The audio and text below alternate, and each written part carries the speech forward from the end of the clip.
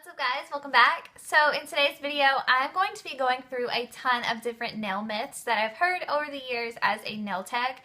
These are things like tricks and hacks that make your nail polish last longer, that make your nail polish dry quicker, different things that you've heard all throughout your life about your nails that we've all believed to be true. I'm going to be debunking a ton of these different myths. I'm going to be going into what is actually true and what is not true. This is some stuff that I've used to believe myself, and I've heard it a ton from clients over the years. So I think this video is going to be really helpful for you guys. So we're just going to jump right into it. So the first myth that I want to start off with is something that I've heard from so many clients of mine, and I used to believe this myself, and that is that your nails need to breathe. This is actually not true. A lot of people believe that if you are constantly wearing nail enhancements, whether it be acrylic or gel on your nails, or if you always have nail polish on your nails, that it could be bad for your nails because they need to be breathing. They need to have maybe time every once in a while to just take everything off and breathe. This is actually not true because a lot of people may not know that your nails get every bit of nutrients that they need from your own blood supply. So they actually don't need oxygen or they don't need any nutrients from the outside environment. So it's perfectly okay to keep nail enhancements or nail polish on your nails because they honestly don't need to breathe. Another huge one that I have read in so many different places is that when you're polishing your nails, a lot of people say it's best to quickly submerge your hands into a bowl of cold water because this is supposedly going to dry the nail polish quicker. And this is completely not true.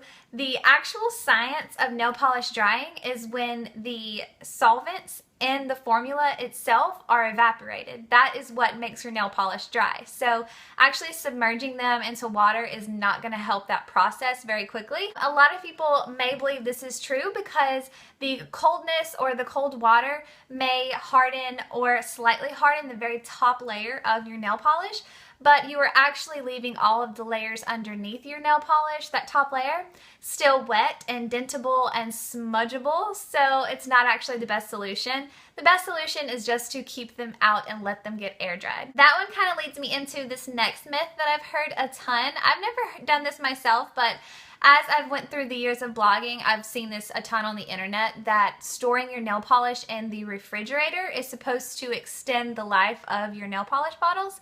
And this is actually not true. After doing my research, I've found that it is best that your nail polish be stored in a room temperature environment, in a dark environment, preferably away from direct sunlight or anything like that. But keeping it in a refrigerator exposes it to extreme temperature change from when it's in the refrigerator to being taken out and being used and then put back in. And this is really going to mess with the formula, and it's really going to compromise the formula and the quality of your actual nail polish, which in the long term is going to make the life of that polish shorter. So you just want to store it in your room temperature, away from sunlight. This next myth is that nail enhancements damage your natural nails. I have talked about this so much on my blog, but I had to include it in today's video. This is absolutely not true. I know so many people have experienced their nails being super thin and brittle and peeling whenever they take off their gel or their acrylic nails. And a lot of the reason that you have damage, most of the reason you have damage, is the way that you are removing those enhancements or the way that your nail tech applied those enhancements. So all the damage is done with putting on the nails and taking the nails off. The actual chemicals, the actual product that's on your nails is not damaging your natural nails. You want to make sure that you go to a good quality nail tech that knows what they're doing and they are careful not to damage your natural nail before putting on the acrylic or the gel. And you want to make sure that you are using the right methods to remove those enhancements so that you're not peeling away the layers of your natural nail and you won't have to worry about thin and brittle nails at the end. A huge pet peeve of mine is when I have clients ask me for shellac nails, and then I show them these different options of gel polish and they say that they want the shellac. They think shellac is something that is different from gel. They think shellac is something better or more expensive, or just anything like that. And the explanation to this is that people just don't know that Shellac is C&D, which is a brand's line of gel. So Shellac is just a line of gel polish from a particular nail polish brand.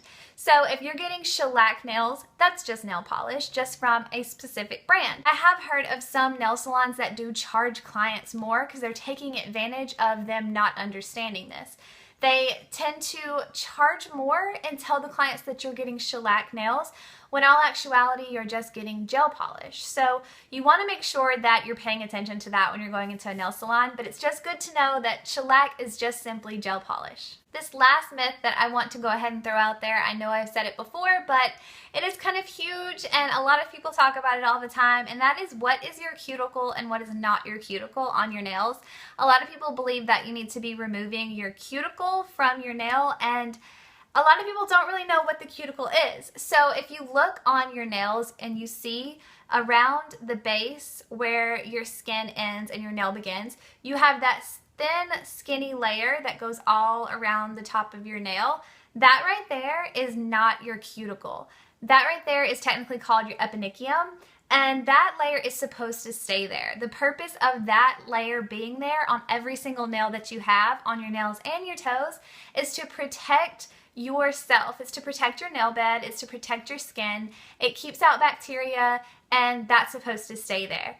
The cuticle is actually anything that would be considered dead skin. So if you have maybe dead skin hanging up, on your finger, if you have skin overlapping on your actual nail that needs to be scraped away, all of that is considered cuticle and you can remove it. But be careful to not cut away or trim away that perfectly structured thin piece of skin that is actually acting as a barrier for your nail. So that is all of the myths that I'm going to cover in today's video. If you guys learned something new today or enjoyed this video, please give it a thumbs up and don't forget to subscribe. And also let me know if you want a part 2, because I do have even more myths that I can debunk for you guys if you're interested. Also, if you know of any particular that you aren't sure if it's true or not, leave them in the comments down below and I could include those in my second video. So thank you guys so much for watching, and I'll see you in my next one. Bye guys.